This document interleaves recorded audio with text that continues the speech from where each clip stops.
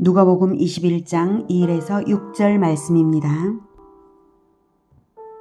21장 예수께서 눈을 들어 부자들이 헌금함에 헌금 넣는 것을 보시고 또 어떤 가난한 과부가 두 렙돈 넣는 것을 보시고 이르시되 내가 참으로 너희에게 말하노니 이 가난한 과부가 다른 모든 사람보다 많이 넣었도다. 저들은 그 풍족한 중에서 헌금을 넣었거니와 이 과부는 그 가난한 중에서 자기가 가지고 있는 생활비 전부를 넣었느니라 하시니라. 어떤 사람들이 성전을 가리켜 그 아름다운 돌과 헌물로 꾸민 것을 말하매 예수께서 이르시되 너희 보는 이것들이 날이 이르면 돌 하나도 돌 위에 남지 않고 다 무너뜨려지리라. 사랑하는 형제 여러분, 5월 26일 수요일 저녁 묵상에 오신 것을 환영합니다. 공생의 마지막 한 주간 중 화요일 행적이 누가복음 21장에 계속되고 있습니다. 권위 논쟁, 세금 논쟁, 부활 논쟁을 종교 지도자들이 걸어왔지만 전부 격파하시고 나서는 그리스도가 다윗의 자손일 뿐만 아니라 다윗의 주가 되시며 여호와 오른쪽에 앉아 승리자 심판주가 되실 것을 알게 하셨죠. 20장 마지막 부분인데요. 그리고는 심판주로 오실 그리스도이심으로 제자들에게 서기관들이 더 엄중한 심판을 받을 것이니 그들의 악행을 본받지 말라라고 하십니다. 예수님은 서기관들의 악행을 누가 알려줘서 아신다기보다는 전지전능하신 하나님이시므로 다 아십니다. 그래서 오늘 21장에서는 가난한 과부의 두 렙돈 헌금이 그녀의 생활비 전부였다는 사실도 알고 계셨죠. 1절부터 예수께서 눈을 들어 부자들이 헌금함에 헌금 넣는 것을 보시고 또 어떤 가난한 과부가 두 렙돈 넣는 것을 보시고 이르시되 내가 참으로 너희에게 말하노니 이 가난한 과부가 다른 모든 사람보다 많이 넣었도다. 저들은 그 풍족한 중에서 헌금을 넣었거니와 이 과부는 그 가난한 중에서 자기가 가지고 있는 생활비 전부를 넣었느니라 하시니라. 모든 것을 다 아심으로 심판뿐만 아니라 칭찬이나 상급도 정확하십니다. 내가 참으로 너희에게 말하노니 이것은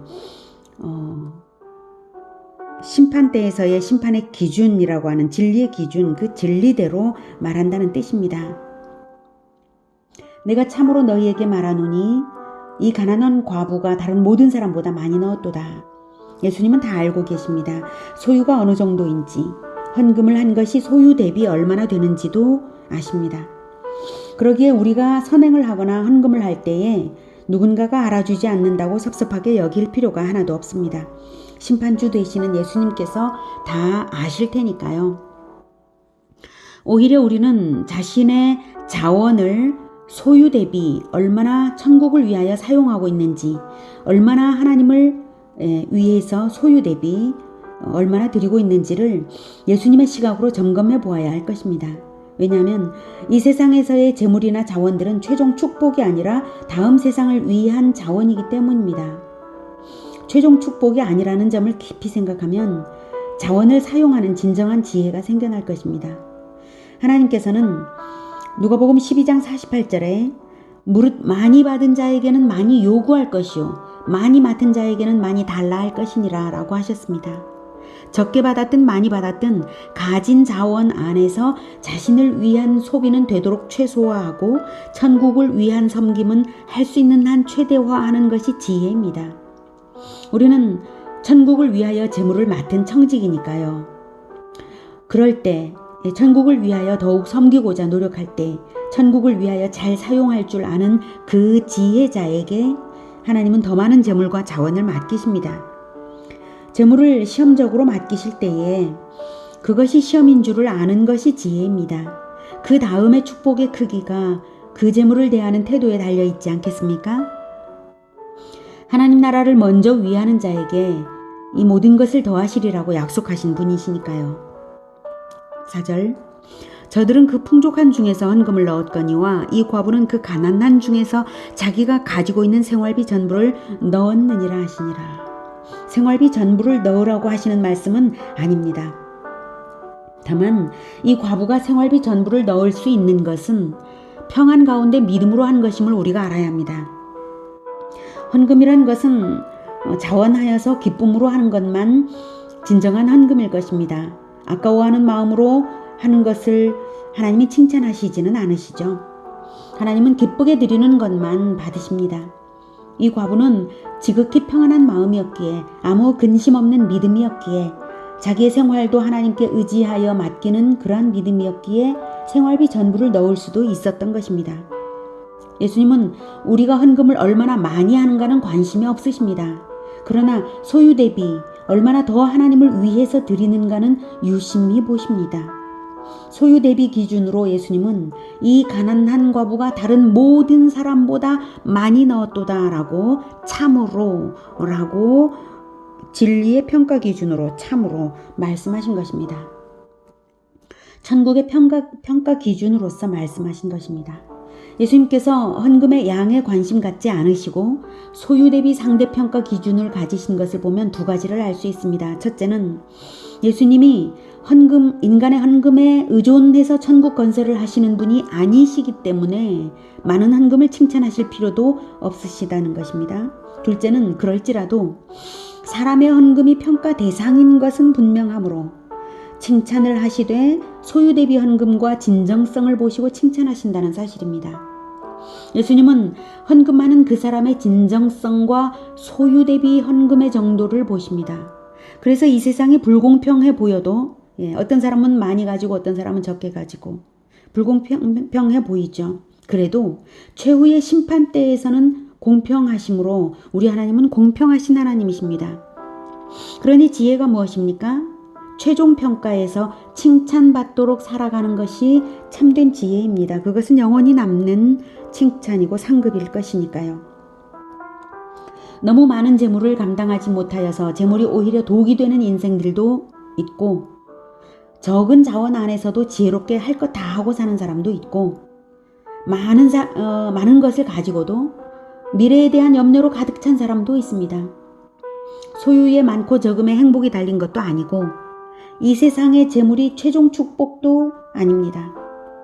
대대손손 천국을 키워가는 것이 지혜인 것이지 자자손손 재물을 물려줘봐야 이 땅과 함께 썩어갈 뿐이죠. 지구는 낡아가고 죄악이 충만해져가는 세상을 보면 예수님 오실 날도 가까워 보이는데 땅에 많이 쌓아봐야 헛될 뿐이죠. 균형감 있게 청지기적 관점으로 천국을 위하여 재물을 지혜롭게 쓸 줄 아는 우리 모두가 되기를 축복합니다. 자, 이렇게 과부의 헌금에 대한 교훈까지 주신 예수님은 제자들과 함께 성전에서의 일정을 마치시고 아마도 성전을 떠나실 때였던 것 같습니다. 성전 건물의 대단함이 제자들의 눈에 들어왔기에 어떤 사람들이 성전을 가리켜 말합니다. 이 아름다운 돌과 헌물을 꾸민 것을 보세요. 대단하죠? 이렇게 했을 것입니다. 예수님이 말씀하셨습니다.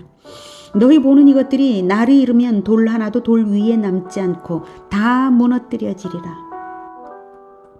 예루살렘 성전의 멸망을 예언하시는 것입니다.